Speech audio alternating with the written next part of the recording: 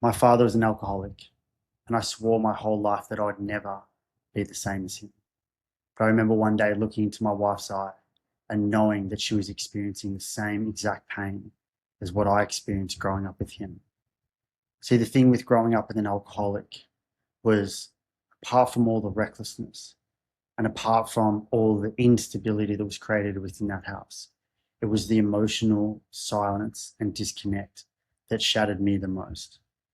And particularly as a young man growing up with that as a father figure and really wanting and craving that proudness and that support and stability from that figure in life and not receiving it, it meant that it created a lot of instabilities within me, a lot of insecurities around who I was and my worthiness as a human being and as a person. And I remember coming home from school and checking the recycle bin to see what types of beers had been drunk, because that predetermined the environment that I was walking into. And it didn't matter what my day had been, it could have been the greatest that I experienced. But the moment I stood at that front door, I didn't know what I was stepping into. It could have been anything. And I witnessed that these particular patterns over 3 week cycles, the chapter of drinking and how long that would last for, and that kind of being hungover and then the drying out. And so this was the pattern that I experienced in my household. And I kind of knew what those patterns and those chapters look like. And I had to learn how to respond to those. I remember being downstairs and I remember I could hear the sounds and I knew which sounds in the floor were what. I knew when he was going into the study and how long he'd be in there. I knew that roughly the timing of how long it would take him to drink a beer and then when he'd be walking back out and how to avoid bumping into him. See, the thing is, I wasn't avoiding just because I didn't want to see him. I was avoiding it because of the pain that was being carried because of the silence.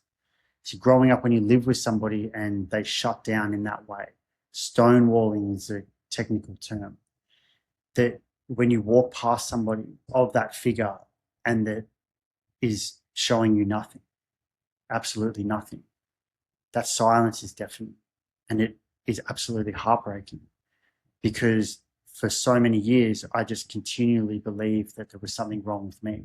There was something inherently broken or unlovable in that way because of that silence. And it wasn't until later on in my life that I actually realized the deep impact that silence had made on me as an individual. And I remember being in a small apartment in America and I was exhausted. I was with my wife at the time and just so run down from miscommunication, arguing, from just simply trying to survive and not actually having the ability to be able to express or communicate from an emotional point of view. And I remember looking into her eyes and just feeling that pain because there was no point of connection. I was completely shut down. I was non-responsive. I was there, but I was gone. And it was that moment that I realized that this is completely unsustainable on all fronts, not just within this relationship and connection, but within my own way of life. And how do I show up for the world if this is how I react to it? Because I didn't want to be in that position when I felt overwhelmed emotionally, but that was all I saw growing up and that's all I knew. And I remember in that moment being completely lost, but having enough energy to try and find a way out and looking up online and figuring out where that first step was and what it looked like. And I remember I found this group online. It was called Adult Children of Alcoholics. And I remember going there and I was so uncomfortable, stepping into a room full of complete strangers who just openly started talking about their experiences with alcoholic parents. And I was quite taken back because I had never experienced anything like that. I didn't even know that things like that really existed. But there was this one particular share where somebody had spoken about that silence. They'd spoken about how deafening and the impact that that silence had left on them as a child, and how there were so many unanswered questions, and that for their whole life they just felt worthless. because of that silence. And in that moment, I realized that this was the first step. I felt it, I saw it, I heard it. I could go up to that person afterwards and I could ask them, what did you do next? How does it look? What is this journey? How do I find those tools? How do I help myself? And from there, I realized that it's about that support. It's about connecting with other people, outsourcing, feeling that you can actually be helped and people are there to hold you. This opened the doors to the rest of my life. Years went by, but the work didn't stop. I have sat with many therapists, counselors, groups. I am a therapist. I hold space for people. This work is my life. This is my passion. But if it wasn't for that first moment of taking that first tiny little step just to be in that room, I wouldn't be here today. And because of the help that I've received, I was able to call my dad after 10 years and check in, see how he was, because I wanted to know that I had taken advantage of the time that he was still alive. And we sat and we reconciled. And most importantly, I got to share with him that I'd forgiven him and that I'd never blamed him.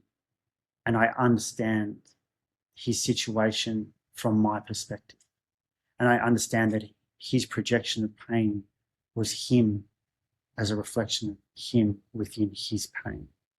And that was okay. I don't condone what he did, but I can forgive him. I can move on with my life. I can continue to take accountability for my actions. And I can continually see the positive ripple effect that my choices are having in my life and with the people around me that I love. My father ended up taking his own life about a year and a bit ago. And I'm so grateful that I had that opportunity to sit with him and to share with him that I hold no grudges and I have nothing but forgiveness.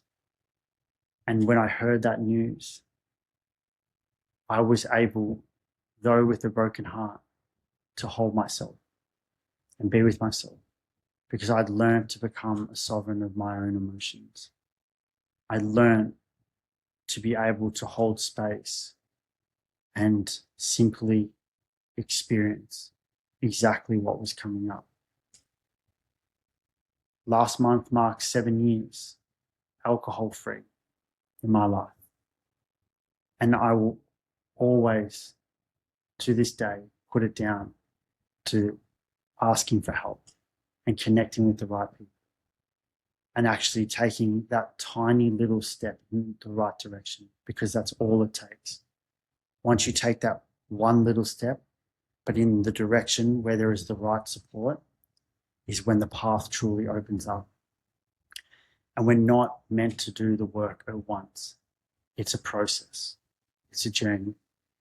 And I can assure you that phenomenal work gets done when you connect with the right people, particularly people who have experienced and people who are passionate about an outcome of sovereignty, meaning that you are the agent within your life. You are the one connecting to the choices that you make.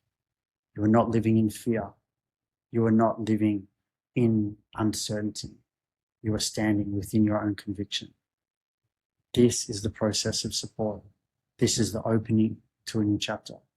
And this is what creates a new beginning. And I can tell you that the weight you're carrying right now is heavier than the work it takes to put it down. And that's the truth.